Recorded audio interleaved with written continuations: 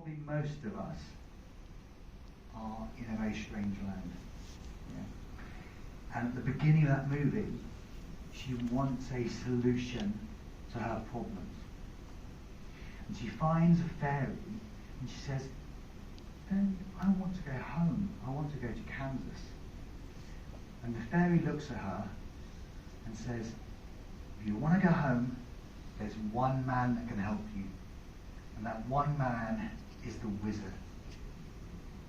And of course, God says, well, where do I find the wizard? And the fairy says, you have to follow the yellow brick road. So of course, miraculously, the yellow brick road appears, and she embarks on a journey with her dog, Toto. And as they go on the journey, they meet three characters. The first character on the journey believes he has no brains. He thinks he's stupid, he's a scarecrow. So of course, Dorothy says, well, I know a man who can fix it for you. I know a man who can sort that out. Come and talk to the wizard, yeah, and I'm sure he will give you a brain. She's like, well, he's going to get me back to Kansas. He's a very nice man. So the next person they meet on the journey is the Axeman, or Tin Man. And his problem, he hasn't got any heart.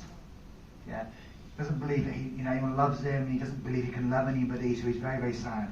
So there's one man with no brain. There's one character with no heart.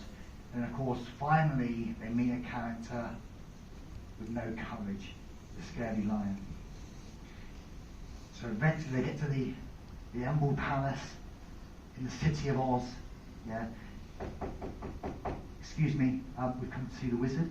He's going to solve all of our problems for us. Yeah. Go away. We're far too busy for you lot. He's much too busy. He wouldn't possibly be able to see you. So they're like, we've just come miles to see the wizard. Yeah. I don't care. He's too busy. Go away. So at that point, there is a complete change of the way that those characters start to act. Because at that point, they take personal responsibility and accountability for their actions. And they do something very naughty. I'm very famous for doing naughty things. Yeah? They break into the palace. And they sneak in and they demand an audience with the almighty wizard.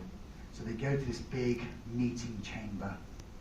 And of course, in the background, there's lots of thunders and flashes and a booming voice saying, how dare you! How dare you mortals dare to come into my chamber and demand that you speak to me?